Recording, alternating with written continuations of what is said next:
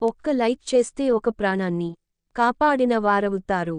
ఎలా అంటే ఈ రోజుల్లో ప్రేమ పెళ్లి అంటూ చివరికి విడాకుల కాడికి పోతుంది. సమాజం ఏమనుకుంటుందో అని ఆత్మహత్యలు చేసుకుంటున్నారు. ఒక్కరిని మోటివేట్ చేయాలనేదే నా ప్రయత్నం. ఈ వీడియో మీకు అర్థం కాకపోయినా ఒక పాయింట్ అర్థమవుతుందని అడుగుతున్న. ఒక్క లైక్ చేస్తే కొంతమందికి వీడియో వెళ్లడం జరుగుతుంది.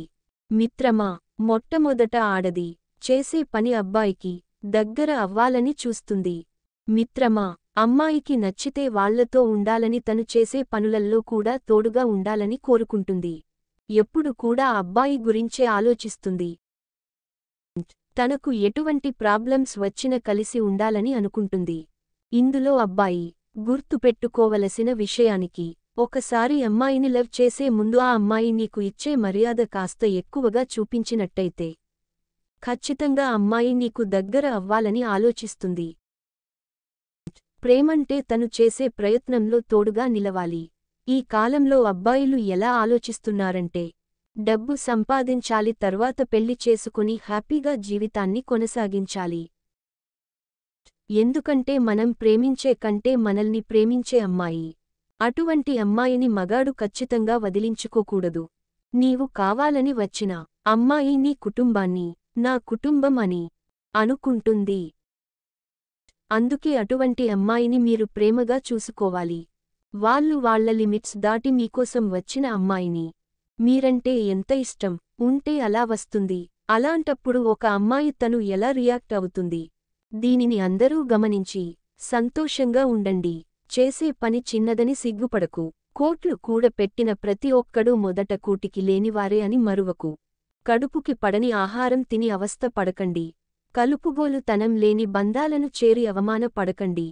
బయట వారిని మెప్పించడం కోసం నీ సొంత వారిని నొప్పించకు. బయట వారుని ఆనందంలో మాత్రమే జతగా నిలుస్తారు, కానీ సొంతవారుని ఆనందాన్ని రెట్టింపు చేస్తారు. కష్టసుఖాలలో నీకు అండగా నిలుస్తారు. సంపాదించడం చేతకాని వాడికి ఖర్చు పెట్టే అర్హత లేదు. చెప్పే ధైర్యం లేని వాడికి ప్రేమించే అర్హత లేదు. నీ చుట్టూ ఉన్న వాళ్లకి నీవు సంతోషంగా ఉన్నావా, బాధలో ఉన్నావా అన్నది అవసరం లేదు. నీవు వాళ్లని ఎంతగా సంతోషపెడుతున్నావు అన్నదే మాత్రమే కావాలి.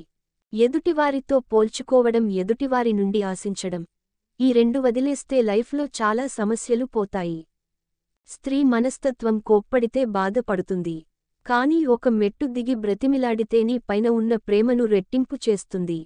సూటిగా మాట్లాడే వారిని అసహించుకోవడం, మాయమాటలు చెప్పేవారిని గుడ్డిగా నమ్మడం ఈ సమాజానికి అలవాటే.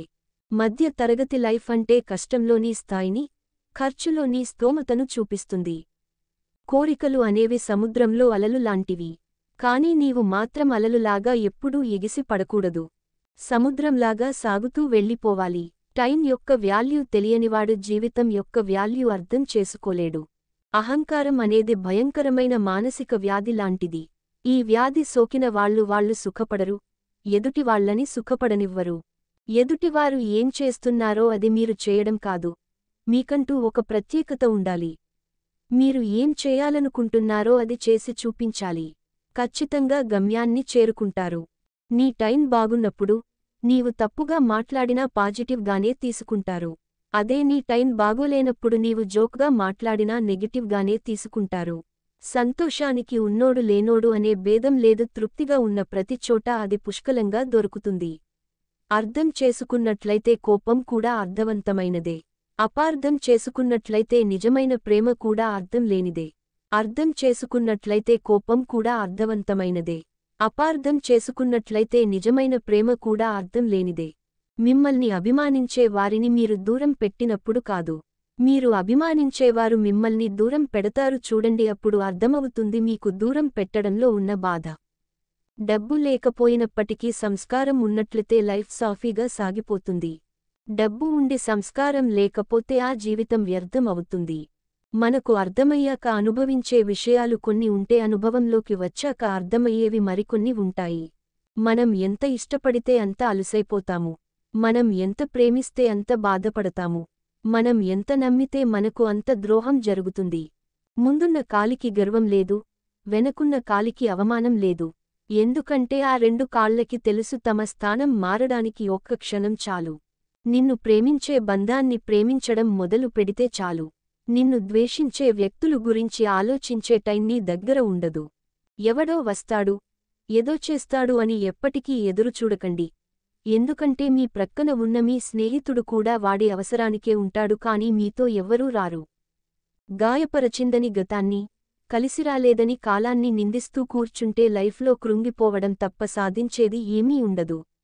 అన్నింటినీ మర్చిపోయి ముందుకు సాగినప్పుడే మనం అనుకున్నది సాధించగలం.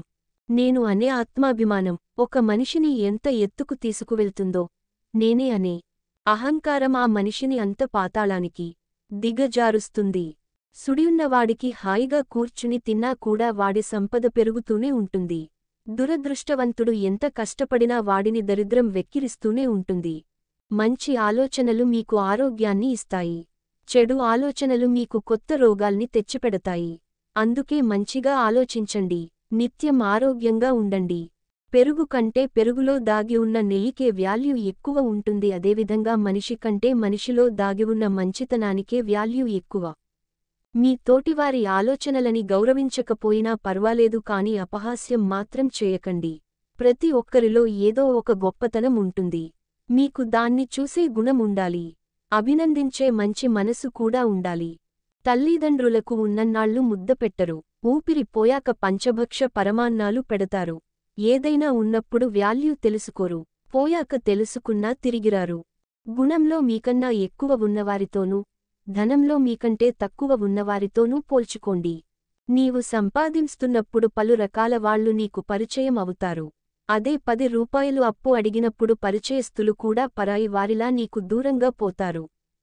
కోరుకున్న దానికోసం వెంట పడడం, కోరి వచ్చిన దాన్ని కాలతన్నుకోవడం అనాదిగా ఈ సమాజానికి ఉన్న బలహీనత. అందుకే ఎంత వెతికినా మనిషికి తృప్తి దొరకదు. నవ్వితే చూడవలసింది దంతాలను కాదు, దరహాసాన్ని, ఏడిస్తే చూడవలసింది కన్నీటిని కాదు, కారణాన్ని. మనకు తెలిసింది చాలా తక్కువని భావిస్తూ ఎప్పటికప్పుడు కొత్త విషయాలు తెలుసుకోవడానికి ప్రయత్నిస్తూ ఉండడమే జ్ఞాన సముపార్జనకు నిజమైన మార్గం.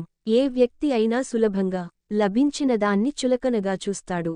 అందుకే జీవితం వ్యక్తి పట్ల కఠినంగా వ్యవహరిస్తుంది. Thank you for watching. ఈ సూక్తులు ఏ సూక్తి మీకు నచ్చిందో కామెంట్ చేయండి. అలాగే ఒక లైక్ చేయండి. నెక్స్ట్ వచ్చే వీడియో చాలా ఇంట్రెస్టింగ్గా ఉంటుంది. దానికోసం బెల్ ఐకాన్ని ఆన్లో పెట్టుకోండి.